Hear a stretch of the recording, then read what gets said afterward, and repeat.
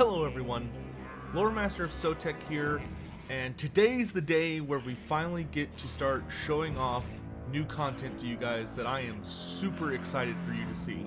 And although we're going to hop into actual campaign footage here in a little bit, I wanted to start off by of course showing you what I think is always the most exciting part of a big new DLC when they allow it, or when they focus on it, which is when they add new settlements and new provinces to the world map. So, as you can see, and you probably heard about in prior days, there are a number of new provinces. There's 1, 2, 3, 4, 5 new provinces that have been added to the world map, expanding out the expanding us into the lower Darklands. So we've got the Wolflands, the Broken Teeth, the Plain of Bones, Noblar Country, and the Dragon Isles. So real quick, I'll walk you guys through all of them and show off kind of some unique structures that I found, and then we'll go from there.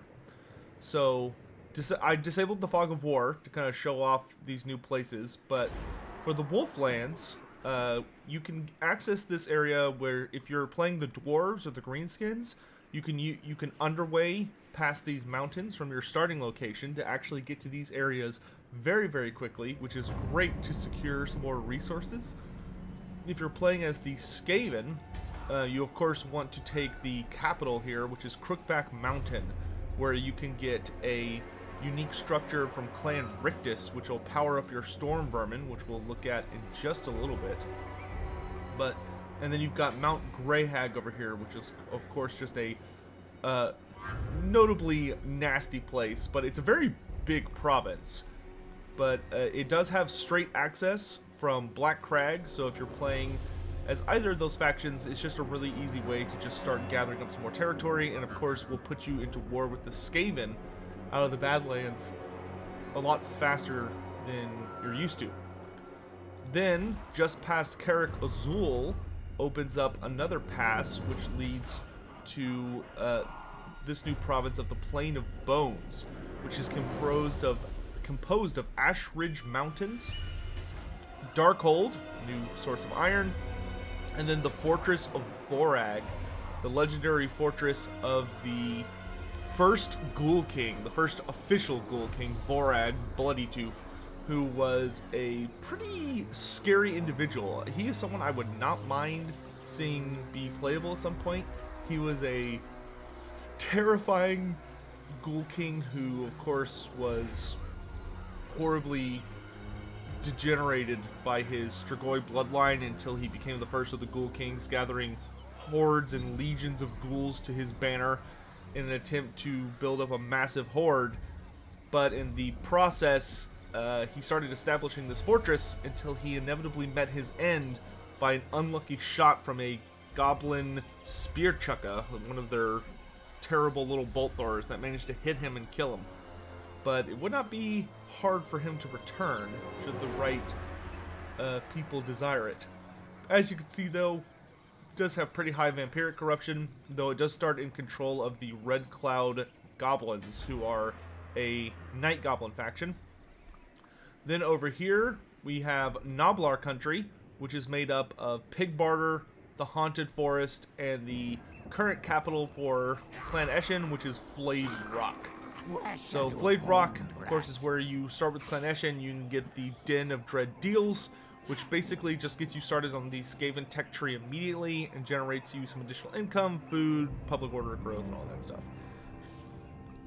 Then, down here, you have the Dragon Isles, which is where Malus Darkblade starts, and it has a Lizardman faction as the primary antagonist right at the beginning. You have access to some fur, and then Dragonfang Mountain, or Mount, rather, which is a...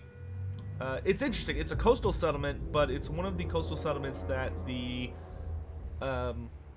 coastal structure in it, called the Sea Dragon's Teeth, is actually a natural landmark, which grants you income, gem production, public order, and growth, and you can upgrade it to higher levels. And then finally, probably the one people are the most excited about is the Broken Teeth, where the legendary city of Nagashazar, the fortress of the great necromancer himself, Nagash, resides deep in the mountains. It is a not fun province to walk through. Most of it counts as very high vampiric corruption, and it's wasteland, so it's difficult to walk through without taking quite a bit of attrition damage. And of course you have to be capable of inhabiting wasteland, but if you do take it, by claiming the city, there are some notable bonuses you'll gain if you're able to deal with the pretty much endless spawning undead you're going to have to deal with. But it's an excellent place if you take it for vampire counts or tomb kings. And it does have a unique structure for everybody, as you can try to harness the power of Nagash for your own ends. But it actually is a very, very defensible city, unless you're... because you have to walk all the way through this pass, and it is not nice territory to get to it. That's the only way to get to this city, unless you have the underway stance. So, you know, if you're playing Wood Elves or Skaven, Greenskins, Dwarves, they of course have the ability to just underway through these mountains.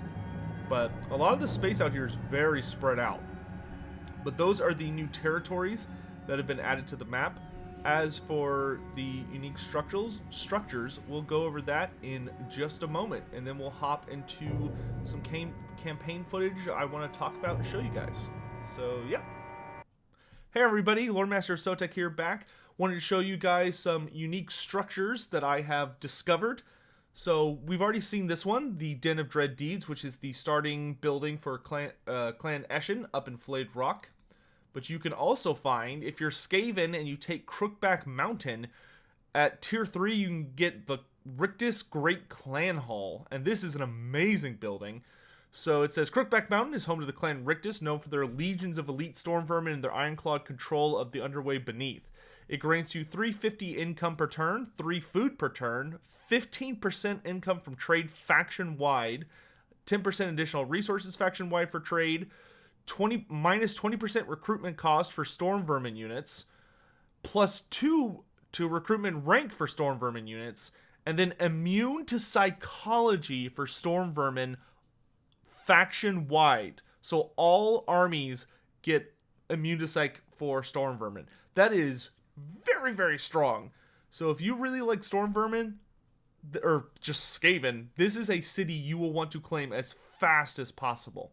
Best way to do it is either just to, of course, wander over here and take it, or try and confederate with the Rictus Great Clan. I really, really, really do hope that we get the ability to have Tretch. So, like how Malus starts in 2 places at once, I really hope they do that with Tretch in sometime in the near future, where they keep, you keep him in Nagaroth, but he has the option to also start simultaneously in control of Crookback Mountain. That way he can have his kind of ancestral start location. Then we have the Great Halls of Nagashazar.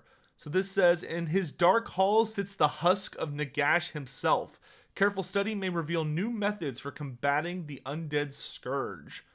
So if you take this settlement, you get 500 income per turn, immune to all forms of vampiric attrition, plus 10 leadership when fighting against all undead, double experience when fighting all undead, but you gain plus 50 vampiric corruption in the region.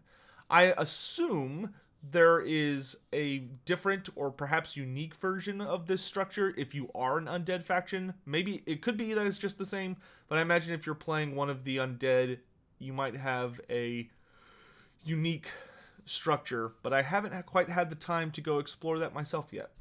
And then the last unique building I'll be showing off for right now is... oh wait, no, there's actually 2 more, because this one is for 2 factions. So this is the Gnoblar Underbelly, which is in the town of Pigbarter. It says, Pigbarter is home to a substantial colony of Gnoblars who live in a seedy underbelly composed of ruined buildings fallen from the upper levels.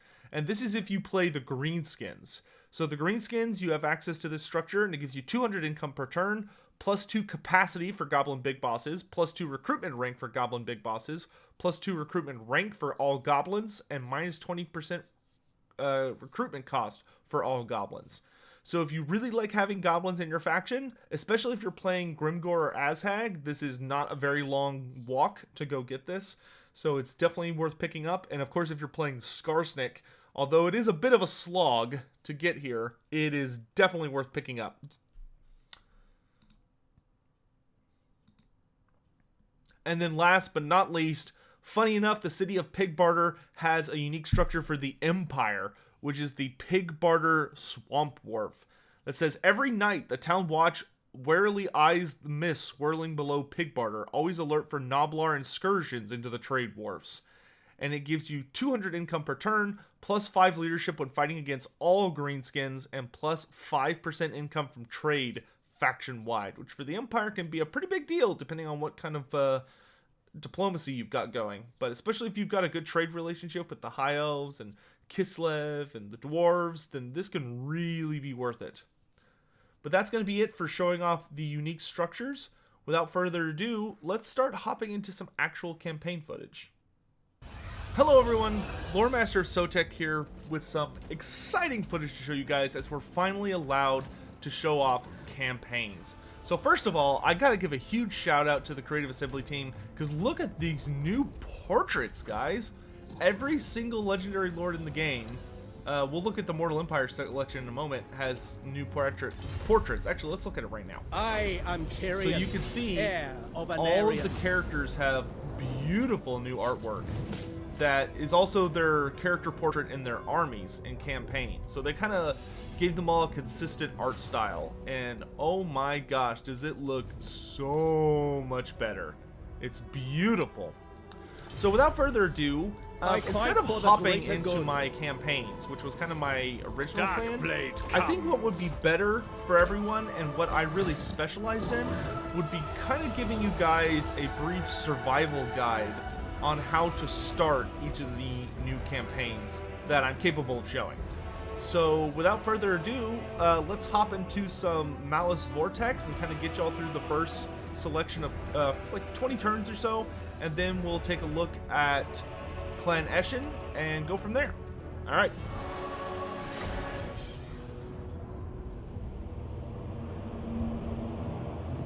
Tz'arkan, a demon cruel beyond compare, imprisoned by fools who sought to harness his dark might. All soon perished.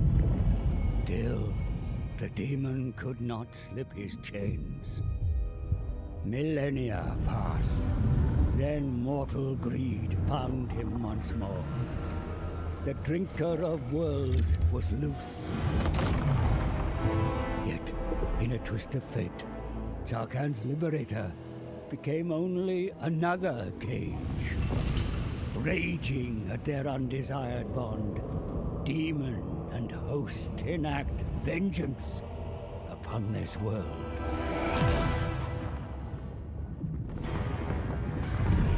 All shudder, save for the Skaven. Deep in their under-empire, noisome warlords plot to seize this hell-sent power.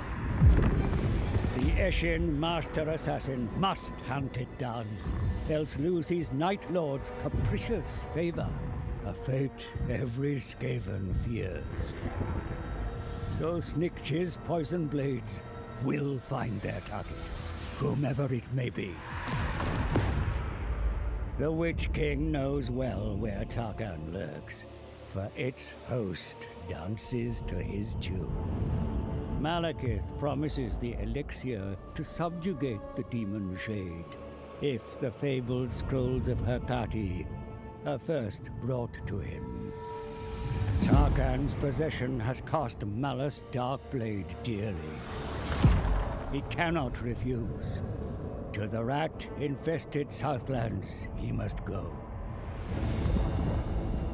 Rat Deathmaster and Druki Tyrant, bound for battle, but neither knowing it yet. All the world will quail when shadow meets flame.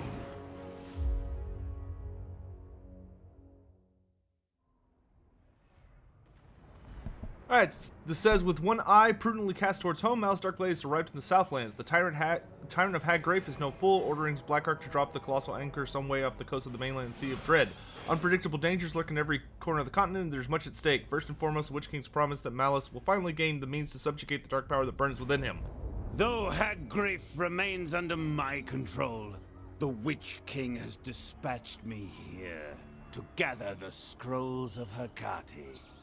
Ah, I must quieten my mind and let nothing distract me. Just off these shores, a black ark stands ready to unleash devastation upon my enemies, here and across the waters in the Southlands. The jungles and mountains of this place appear to house many sites of arcane power. I shall harness them for my lord Malekith, and he will grant me what was promised. Shut up, demon! Curb your thirst for souls. The Asur are mine to annihilate. The islands will not protect them. My affliction is both a terrible curse and an immeasurable source of power. But soon I will have greater control. I will do what I must to ensure that I return to Nagaroth in triumph. None of us can escape this, so embrace it. Silence, abomination! Alright guys, so welcome to the start of the Vortex campaign for Haggrafe. Now, what I'm going to be essentially doing for this is walking you guys through my advice on what you want to do to handle the campaign. I'm not going to really get into a campaign proper until I start my live streams, just because I think that'll work better for the way I prefer to do things, so we can just hammer right into it at the start with everybody. So let's go ahead and walk through what you're dealing with at the start. So of course, if you haven't heard, Malus starts with 2 start locations. You essentially get a starting army out with a black arc following it around in the Southlands, and then way up in Nagaroth, you also start in control of the city of Haggrafe with another army led by a very, very loyal High Beastmaster. So, a couple things to look at before we really dive in. Before we dive into it, I should note that if you want a good experience of what it might be like to be partially schizophrenic, this is a great campaign for you, because Tz'arkan, I always like to add in another syllable there, is very talkative. Almost every time you're clicking on something, your screen will turn purple and he'll start yelling at you. But the big thing with Malus's campaign is that you have this wheel, and this is the possession wheel, which basically is the more to the right it is, you can see this little dial here, the more possessed you are, the more powerful you are, but there are downsides. So you'll see right now I'm at full possession, which means that I have the ability to summon Tz'arkan in close in battle. So he has a little active where Malus will transform into him. And he has a huge ward save while he's in the form of Malus. However, I'm at minus 50% casualty replenishment for all armies. And how much more must I endure? Yeah, they talk a lot. And then -1 loyalty at the start of every turn, potentially for characters. So you have to be careful with full possession, because A, your armies really struggle to replenish, but I'll teach you how to get around that. And of course, your characters are likely to betray you, but I'll also get around that. At the different levels, if you're only from 6 to 9 possession, you don't have any of the downsides, and you have a 10% ward save. However, you do not have the ability to summon Tz'arkan, which is a bummer, because Tz'arkan is very strong. If you can keep him summonable, Malus is kind of a one-man army. This is medium possession, where he just has a 5% ward save, and that's it. And then whenever you drink an elixir, which is this button right here, this little potion, you can drink an elixir and it will reduce your possession by 10.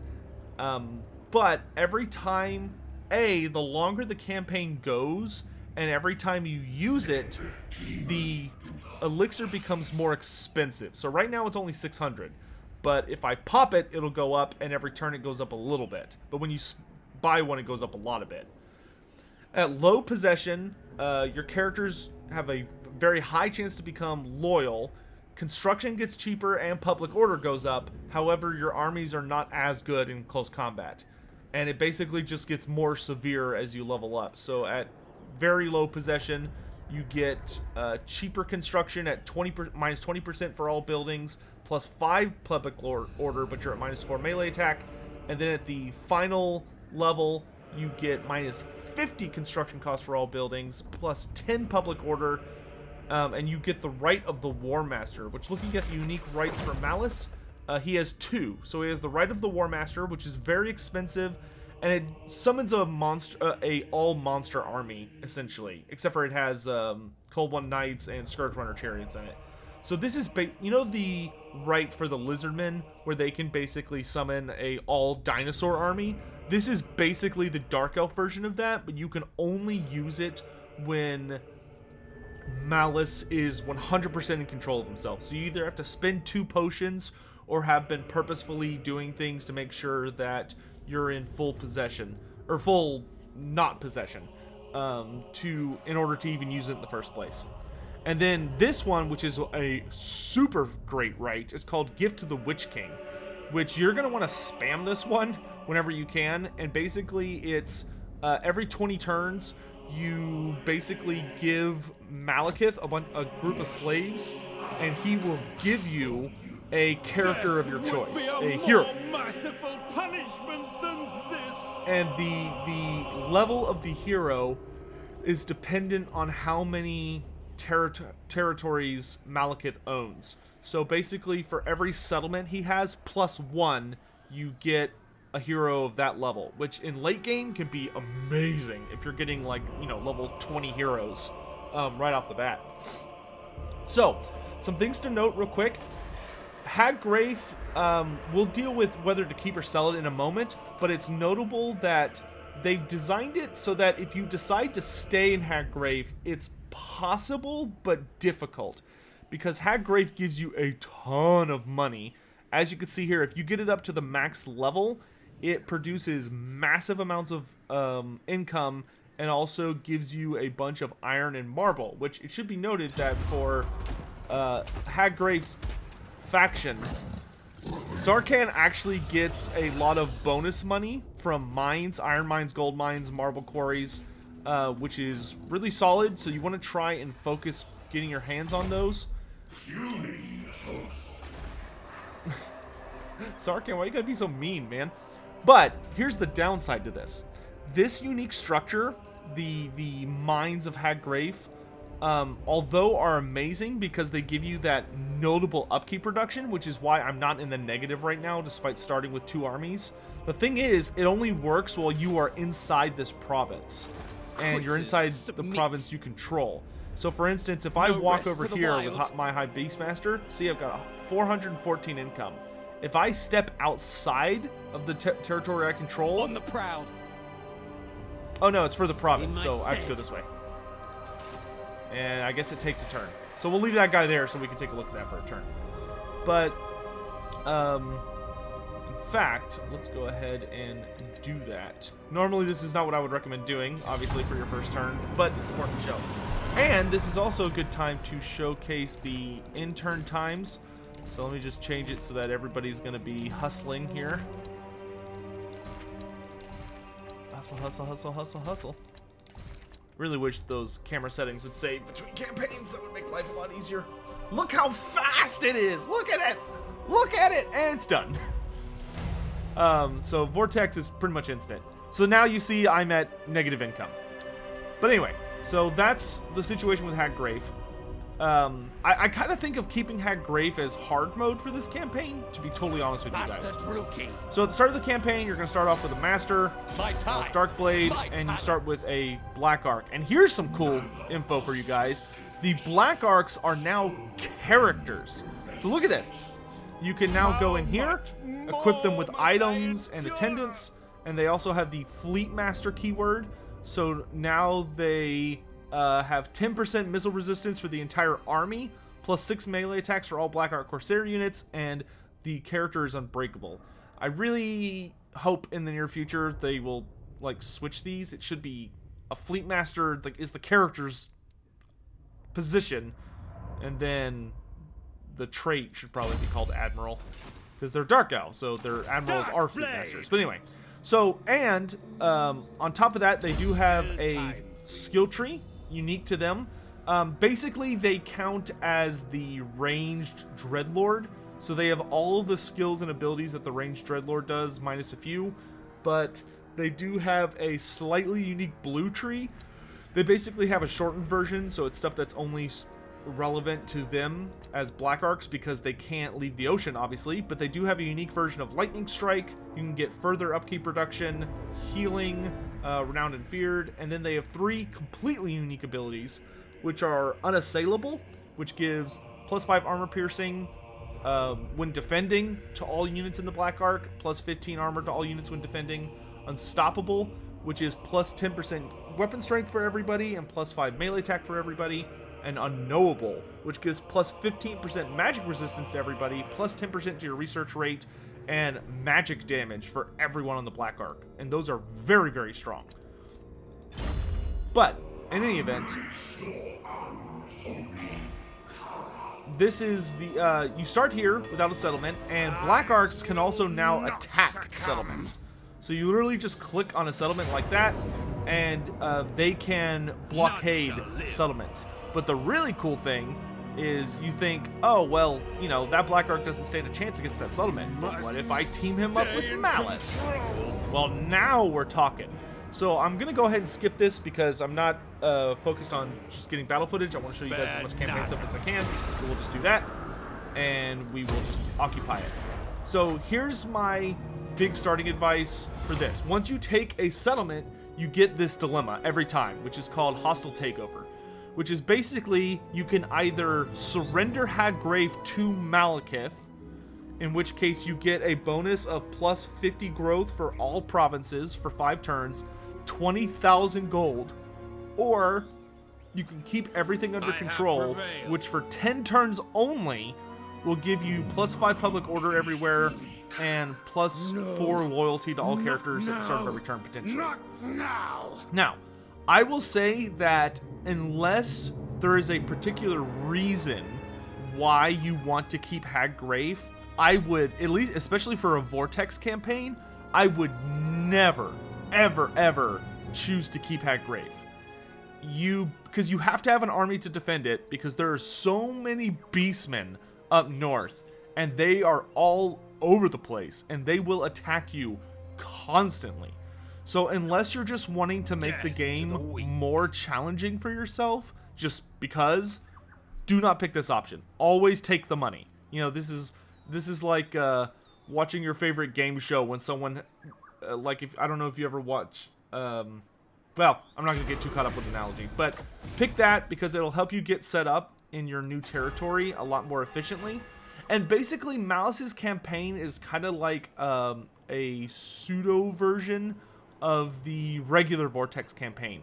Your goal is to collect the Scrolls of Hecate. You just need to collect not as many as the other factions, and different things happen when you get enough scrolls.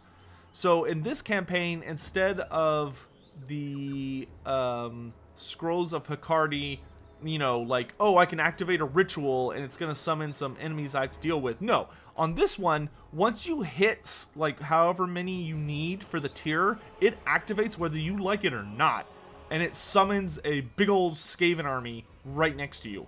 And of course, the bigger the shipment you send, the larger the Skaven army, and each Skaven army is themed depending on who it is. So like the first one is Clan Molder.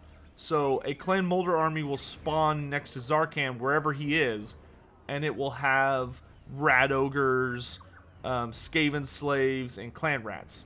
But the rank 2 version will be Clan Moors, so it'll have a bunch of Storm Vermin backed up by a bunch of Clan Rats, and there's 2 armies. And then the third tier, I think, is Clan... Get out of my head! Scryer? Damn you! Yeah, it's either Clan Eshin or it's Clan Eshin. It's Clan Eshin, so it's led by these other really annoying, nasty characters. And the thing about them is that the leader of these armies are unbreakable, so you want to focus them down. Last thing we need to go over with Tz'arkan, of course, is this button here, which is Allow Full Possession. If you ever have an instance where you need to drink an elixir, which you can see has already gone up, so in every turn it goes up 25 gold. And say, because I just took that settlement, I'm now looking at him like, oh man, I took a lot of damage. And because I'm at full possession, I have non-existent casualty replenishment, which obviously is not great. So even if I activate my Dread Expansion to get additional, I'm still not even close. So if I drink a potion, you'll see here that now I'm healing a bunch. But the problem is, so going into change for next turn, my possession doesn't look like it's going to go up. There are different things that'll cause your possession to go up or go down. For instance, if you go into battle, like you fight a battle yourself and you use Malus's abilities, the Demon's Curse and Blood Price, or you transform him into Tz'arkan, that will cause your possession to go up. Though it caps at 10. But if you use his really powerful abilities, you'll pay for that with his possession ticking up. And then there are, of course, these things called Tz'arkan's Whispers, which are these eyeballs over here. And basically, these are missions that Tz'arkan gives you. So here he says, raise or sack the following number of settlements. So he wants me to... I have to sack or raise Tor Serpendor and Sotek, which that's actually the head of Clan Moore's empire. I have 25 turns to do it, and he talks a little bit about it. And as you can see, it'll increase my possession. However, I get the Spirit of Lunara. So the really cool thing about Malus's campaign is that Malus's campaign is all about his storyline. So if you've read his books, then you're gonna see characters and weapons or items that you recognize from the actual novel series that will show up. They always show up in the Whispers of Tz'arkan. So Tz'arkan is asking me, hey, go do these things that are potentially dangerous and might require you to go out of your way to accomplish them. But in return, I'm going to give you the Spirit of Lunara, who's, as you can see by the description here, was basically Malus Darkblade's lover before he ended up having to kill her. But you can get her as a follower, which will grant a non-character unit Snipe, Stalk, and Unspottable, which is very, very powerful on Dark Elves.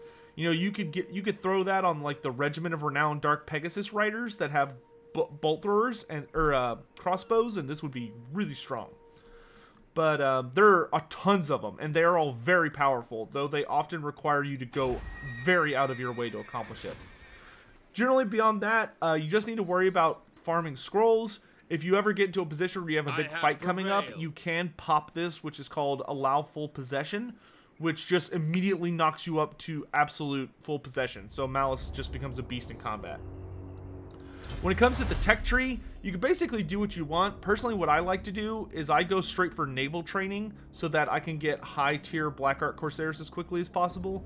Then I go for martial society so I can get higher tier Dread Swords, Dark Shards, and Bleak Swords. Then I go for, usually I'll get chartered piracy after that to get more money for sacking and cheaper Black Art Corsairs. And then for growth, I'll spam up to Revel in Suffering or maybe Continuous Slave Supply, depending on what you're doing. Beyond that, the biggest thing is that Black Arcs are a pretty big deal now. Since they can attack coastal settlements like any of these, they can sack them, they can raise them, or they can even occupy them. Black Arcs are a must for every Dark Elf campaign, in my opinion, now. Especially because one thing you might not know is that they automatically have a 50% upkeep reduction for all units in their army. So what I honestly advise playing through this campaign is get your Black Arc to rank 5 as quickly as possible. So don't buy any of this junk yet. Just get this thing to rank 5. Save your growth, only worry about upgrading your Black Arc. Once it's at rank 5, then what you're going to want to do is focus on getting this structure with Dark Elf Manners, which increases the casualty replenishment rate for the Black Arc and other units that are within its sphere of influence.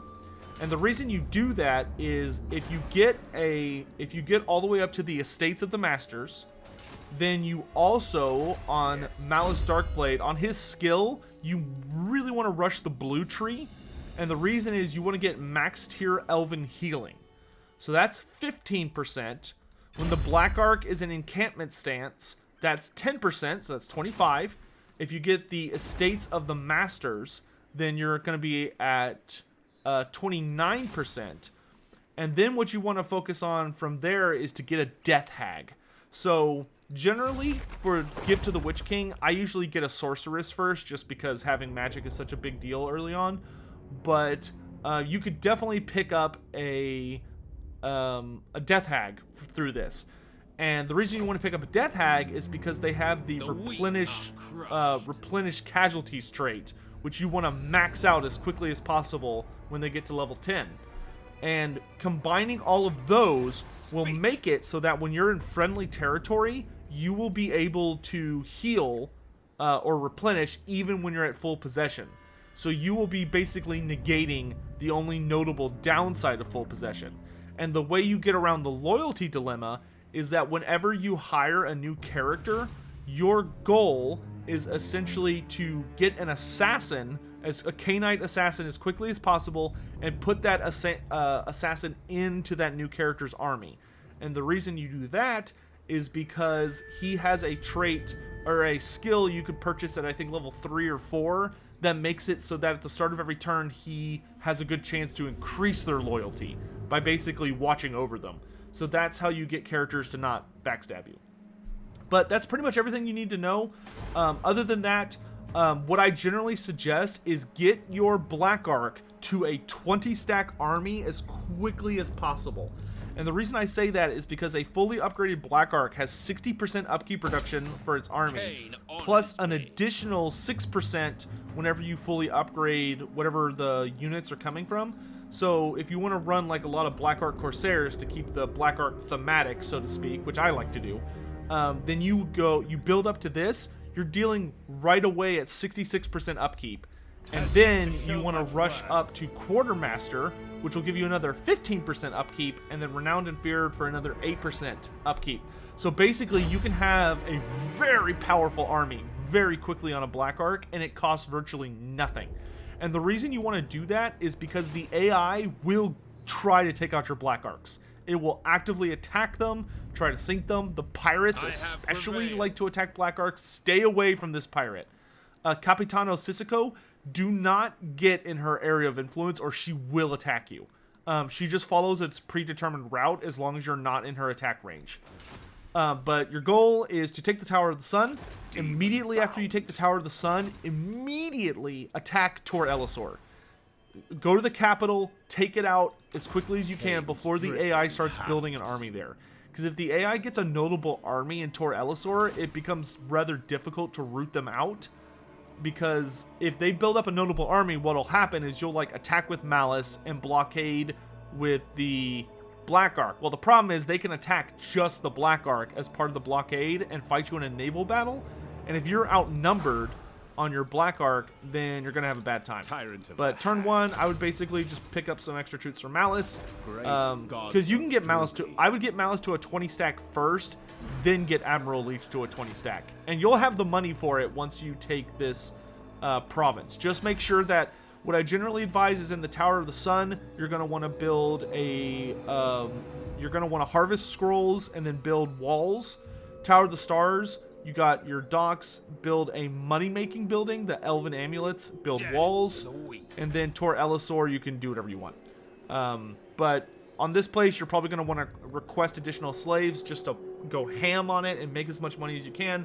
Just realize that wherever you have slaves, you're going to have income issues. But that'll do it right now for Malus's campaign.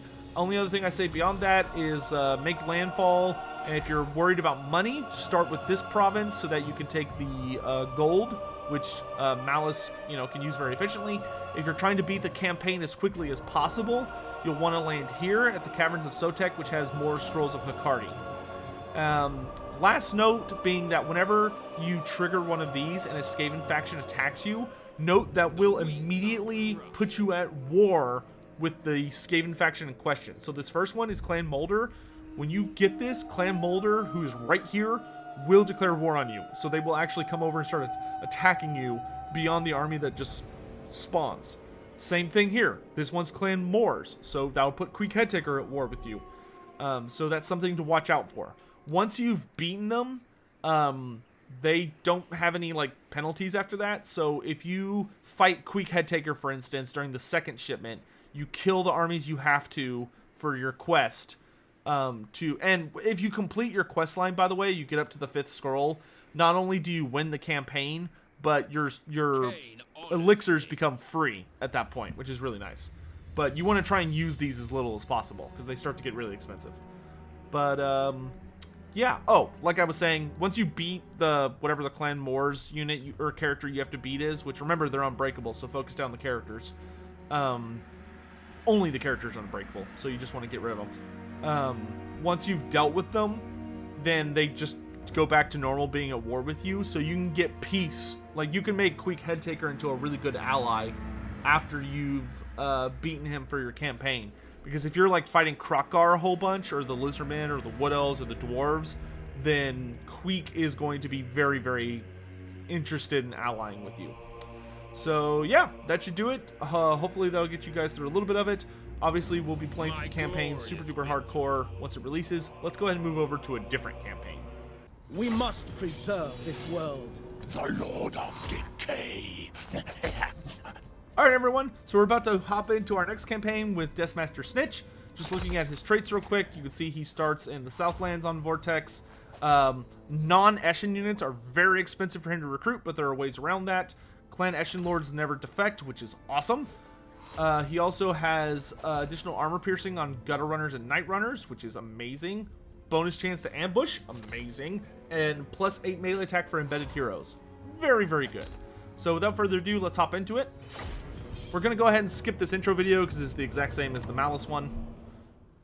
So the motives of each of the Council of 13 members are forever shrouded in secrecy, most of all Grand Night Lord of Clan Eshin. Yet Deathmaster Snikch is on the move, dispatched by his master to the arid dunes of the Southlands to retrieve a sinister source of immense power. The exact nature of the power is a mystery, but the involvement of Eshin's deadliest hit rat is a harbinger that the assassination of some unforeseen targets will be necessary, nay, inevitable. Night Lord Snikch sends me to scorching sandplace. Find seek great source of power here in Southlands. Must steal take, return with it. No fur cities nearby.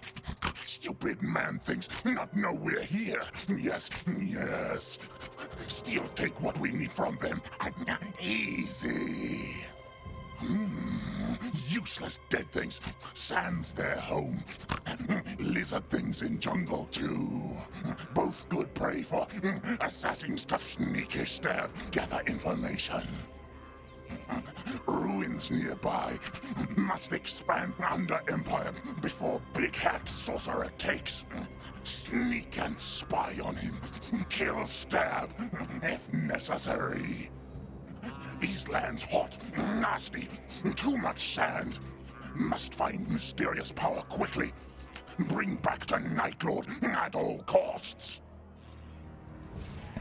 Alright, so in the interest of time, let's just hop into... Man things close by. Yep. Let's just hop into everything really, really quick.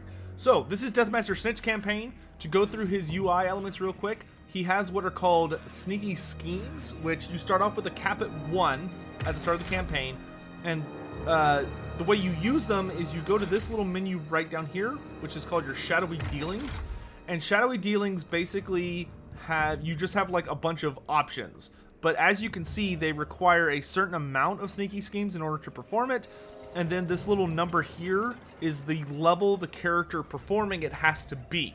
So for instance, if I want to, let's say, burglarize so that I can steal some kind of attendant, then first you can pick any settlement on the map that you can see or that you've like established contact with. So for instance, let's say I want to steal a follower from the Bretonnians. So I click on the city of Martek and it'll pop up there. Then I click on burglarize and then I pick a character. Now, some of these require the character to recover, which have like an hourglass here. That means that the character is going to be removed from the campaign map for that number of turns, as if they've been wounded, for instance. So generally, you don't want to use this on your best characters. You want to hire a bunch of master assassins which are lords, or regular assassins, which are heroes, to perform the ones that are going to take them off the map. But if they don't have that penalty, so for instance, this one's not going to cost me, no one's going to have to leave the map. Always pick whoever you're trying to level up. So in this case, I definitely want to pick Snikch, because he's your powerhouse. And then I just click confirm. He performs it. And because it's Clan Eshin, it's of course guaranteed to succeed. And then I look to see what he got for me. So we got the Scroll of Black Horror. That is very, very powerful to start with. So what a grab. So I start with the Clan Eshin Sorcerer. I can go ahead and grab him that starting item before he joins my army. And the restriction for who can perform shadowy dealings is basically, it is Clan Eshin characters. So only Eshin Sorcerers, Deathmaster Snikch, Assassins, and Master Assassins can perform these. If you hire a Warlock Engineer or a Plague Priest or a Grey Seer, they can't do these. The other thing, so this is the actual campaign goal. So these missions, which are these big ones, they cost food to perform, and they also will remove Snikch for a number of turns, and these can only be performed by Snikch. Only. And he has to be a certain level, so this one requires him to be level 5 in order to do it. And so Snitch's campaign revolves around him getting as experienced as possible so that you can perform all the story missions. But every time you perform one of these, the maximum number of schemes you can have goes up by 1, until the end of the campaign where you'll have all 5. Which is totally worth it. You want to have as many schemes as you can, because not only does that let you perform more small schemes, but it also allows you to perform many of the bigger schemes. Some of which include these ones right here, the ones that have like the big yellow sign. These are unique to Snikch, but you can blow up cities, you can cause rebellions, you can take over Skaven cities without a fight, you can deal lots of damage to enemy armies, you can steal money, you can kill fleets instantly, you can kill armies instantly, you can assassinate lords leading armies, you can steal Skaven armies from the person who controls them. If they have a legendary lord, though, that's the only thing you can't steal are enemy legendary lords, but you can steal everything else. The other thing to note are the clan contracts. So these are basically your negotiations with the Council of 13, and it tells you up here how long you have until you're going to receive a contract from one of the clans. And I'll go ahead and basically show you guys what that's going to be. But let's go ahead and just level up Snikch a little bit. For Snikch, I find it's best to upgrade his yellow tree a good bit. Let's see if I can win this. Okay, good. We're running on a tight schedule, so forgive me if I just sort of blitz through everything real quick. Yes. So I'm going to do that, pull back. The thing with Snikch is in my opinion, you're going to want to go up his yellow tree because you need defensive stats. Like, you want to get thick-skinned, you want to get scarred veteran, you want to get blade shield. And the reason is Snikch is super squishy. So if somebody jumps on him, they will do a lot of damage. He is a hit-and-run character, not a stay in combat forever and fight character, or else you will take a lot of damage. For unique traits, he has a really, really powerful unique tree where he can make his army faster. But this is my favorite one, which gives him 25% upkeep reduction and increases Lord and Hero recruit rank. That is like so good. And then of course Expert Thief, which I really like, which gives him a 25% chance to steal magic items. Rat Foo, which makes enemy characters less likely to succeed. He's very, very powerful. But if we hop through the intern here, we're just going to do 2 of them back to back real quick because I want to show you guys a clan contract. Of course, I unlocked the quest for the Whirl of Weeping Blades, which is his magic weapon, which is just kill 1,000 enemies. So we'll just run over here and take this nonsense. Lord of the Assassins. So, you have that. For the Eshin Sorcerer, I generally advise just working your way up the magic tree to unlock all the spells. And then you can just kind of build them however you want. So Rune Decay, Verminous Valor. And for the tech tree, what I really suggest is the first thing you want to get up to is exploit criminals. And the reason is you're going to want as many assassins on the field as you can possibly get. You know, obviously you're going to want to get a Warlock Engineer so that you can start establishing undercities underneath like Khemri, Lothern, Hexadol, you know, places that make a lot of money is where I really, really like to send those guys. But also, if you spam assassins, the easiest way to level up assassins is by just having them constantly assault units, assassinate characters, yada yada, which not only makes your faction a lot stronger, but makes it so that your assassins can perform a lot of the really powerful, high-level sneaky schemes. Alright, so let's get our first contract here from one of the great clans. Alright, so we got a Clan Pestilence contract. Yeah. So the way this works is you open up and you go to clan contracts and you'll see that you have a contract from one of the great clans.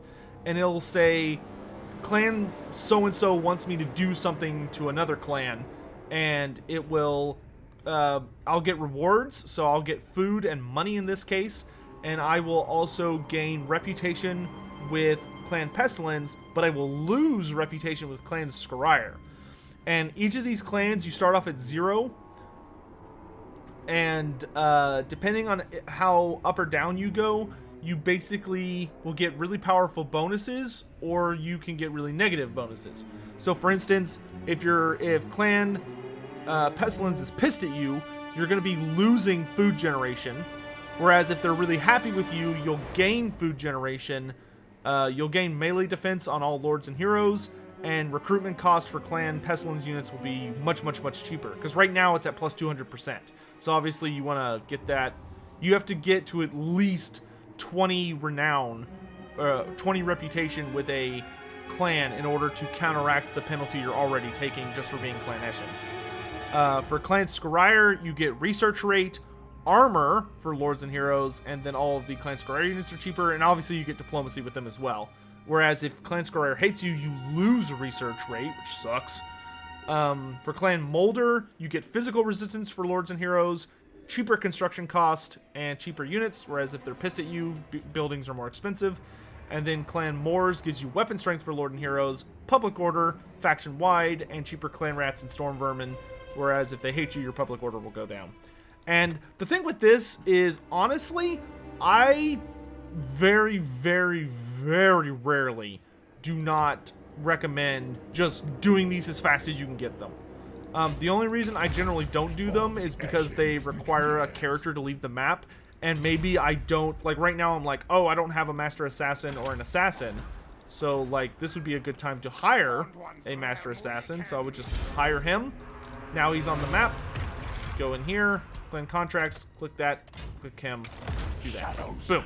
He's gone off to do that. So now Clan Scryer's a little mad at me, but Clan Pestilence likes me. And the cool thing is, once a clan likes you, you establish contact with them. So I could immediately reach out to Clan Pestilence and be like, hey, you want non-aggression? He doesn't right now. But, you know, once you're at plus 40 or higher, it really, really is helpful. So Clan Eshin actually is really, really good for letting you touch base with the other clans and play a Confederation-focused campaign with Skaven, which is really, really cool. I love it. It actually makes the Grey Seers a really helpful lord if you're playing a Eshin campaign, because they have the ability to further increase your diplomacy with other Skaven factions, which normally is not as big of a deal because you have to find them first. You know, you have to like establish contact, but in this one you easily establish contact, so it's actually pretty worth it. But beyond that, for your campaign, you'll just want to wipe out Sudenburg as quickly as possible. Then you will probably end up fighting the dwarves, I think, are the next best people to take out, and then start working your way through like the Great Desert and the Bretonnians and Archon. So basically try and capture this whole thing here. And every time you do one of Snikch's personal missions, it will spawn an enemy army, a 20 stack in your territory, and you have to kill it. Most of the time they will be passive until they are attacked, either by an agent or a character. Once they have been attacked, they just go on a rampage. And Snikch usually leaves the campaign map for 2 turns, so what I generally advise is you perform it with Snikch, he leaves for 2 turns and the army spawns. If the army is not aggressive, leave it alone until Snikch gets back, put Snikch back in charge of the army, attack it so that Snikch can, you know, reap all of the benefit. Other than that, just make sure that if your character is not going to be removed from the map, if you can, always have Snikch do it because it's just free experience. And yeah, try and make friends with Cetra because Cetra is like the only reliable ally you can get. You can ally with Tz'arkan pretty easily, but I find that right now, Tz'arkan tends to get a little bullied just because everybody hates him so much. So I probably would not ally with Tz'arkan too much. But really good allies for Snikch are other Skaven, the greenskins, if they're willing to work with you. Usually these ones won't. These are the forest goblins, the leafcutters tribe. The leafcutters, forest goblins usually will not like you enough, so it's not worth allying with them. But Mount Arachnos is usually a good ally. Cetra can be a good ally as long as you don't piss them off. And then all of the vampire pirates are excellent allies. So Sartosa, the Galleon's Graveyard, and then Luther Harkin, they make excellent trade allies. So yeah, that'll do it for Vortex. Let's pop into the next one real fast. Alright, so I gotta blitz through this real quick. So we've already talked about all this stuff in Vortex, don't need to worry about that again. So the big things for Snikch are that you want to take Noblar Country, you want to get rid of Malus, you gotta get rid of Malus, otherwise he is super annoying. Nagashazar is an excellent place to underway into and claim both territories to just get a free province. And if you get it up to rank 5, obviously building the structure that I showed you guys earlier is totally worth it. Especially because this terrain is friendly for Skaven, so that's great. And then your #1 priority at the start of the campaign is Crookback Mountain. Getting those super storm vermin from Crookback Mountain is awesome. Once you've done that, you can pretty much just go wherever. You can go into the mountains and start fighting the dwarves and greenskins. You can go south to wipe out the Tomb Kings and the Lizardmen, whatever you want to do. Generally, I would advise probably dealing with Krokar and Khalida, because if you don't, they will come out into the ocean eventually, and then you're going to have a problem on your hands. Beyond that, for accomplishing Mortal Empires, which is of course about taking over the world, you're going to want to focus on your clan contracts to get really friendly with all the other clans. That way you can confederate them as quickly as possible, and the reason you want to do that is so they don't get killed off by somebody else, and that'll, you know, if you confederate with Pestilence, you'll get access here. If you confederate with Skaven or Scryer, you get Skavenblight. Clan Wars, you'll get to take this territory, and Clan Molder will grant you Hell Pit.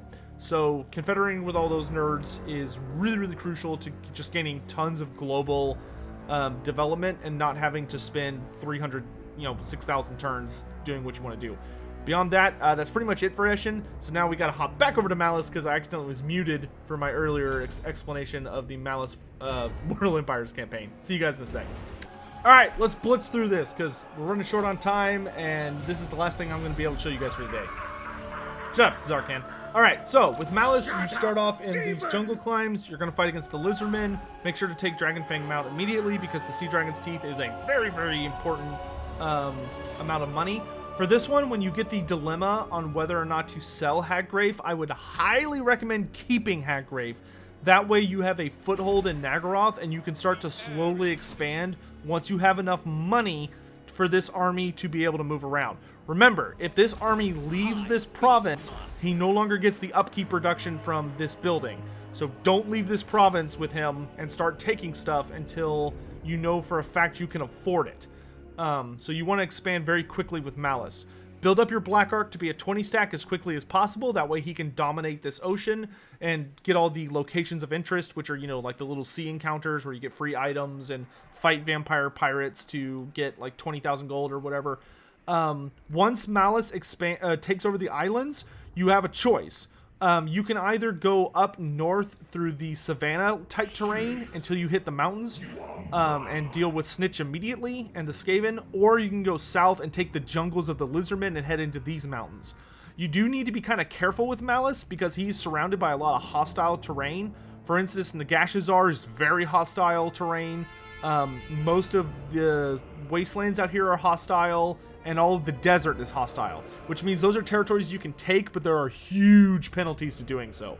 Generally, what I recommend is take the Dragon Isles and secure them, make them very fortified. Once they're fortified, send Malus and your Black Ark down to the jungles, wipe out the Lizardmen, take all this stuff, and then instead of going north into the desert, go west into the mountains, of, well, you do need to actually go north to get to the mountains, but go north enough that you can get into the mountains. Burn down all of Khalidah's stuff. Then once you get into the mountains, start taking everything, because Malus, of course, does count mountainous terrain as friendly. So start just taking all of the mountains. Once you get up to Karak Azul, then you can also start splintering your army east to take or burn down everything out here, and then you're good to just expand up into the mountains until you hit more friendly climates. Meanwhile, you want to work on taking over Nagaroth. And yeah, that's pretty much everything. Beyond that, I think earlier I may have failed to mention, so for Malus, you do want to get up to Elven Healing as quickly as possible, especially in Mortal Empires, because I don't know if there's a way to make his potions free. And then beyond that, the big skills for him that are notably great are up here. You can get, so picking up the Waking and the Slumber are really, really good because they let you use his super abilities more often. But after you get the Slumber, always get Supernatural Tissue. Supernatural Tissue gets you 30% casualty replenishment rate, which is amazing. And then you also want to always pick up Dracu Tyrant, which gives you another 10% upkeep. Cold Heart is super duper good for the campaign movement, and Vigor Loss reduction for Cold 1 units. And then Contempt and Hatred is just if you want to make Malus hit like a truck.